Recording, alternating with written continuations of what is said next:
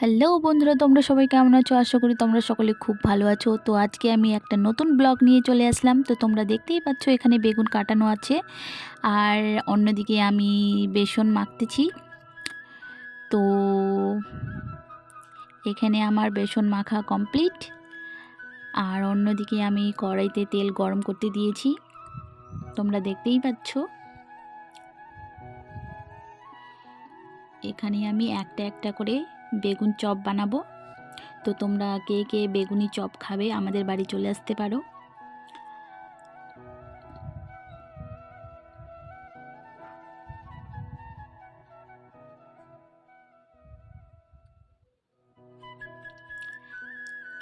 এখন আমি বেগুনিটাকে কড়াইতে ছাড়িয়ে দিয়েছি, তোমরা দেখতেই পাচ্ছ বেগুনিটা ফুলতেছে।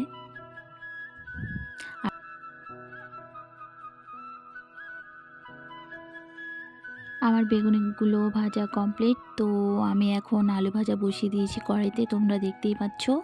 আর অন্যদিকে আলু ডিম সিদ্ধ করতে বসিয়ে দিয়েছি।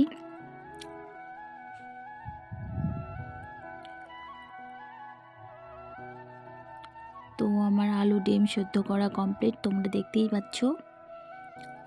আর ডিমের খোসাগুলো আমি ছড়িয়ে নিয়েছি, তারপরে আলুগুলো ছড়িয়ে নিয়েছি।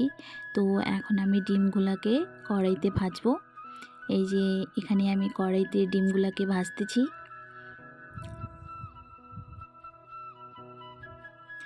আমার ডিম ভাজা কমপ্লিট। আর এখানে হচ্ছে কি মাছ, আর মাছগুলোকে লবণ হলুদ দিয়ে মাখে রাখছি। আর এখন মাছগুলোকে কড়াইতে ভাজবো। এই যে তোমরা দেখতেই পাচ্ছ এখন মাছগুলোকে কড়াইতে ভাজতেছি আমি, বেশ লাল লাল করে ভাজতেছি। তোমরা যদি মাছ ভাজা খেতে চাও আমাদের বাড়ি চলে আসতে পারো।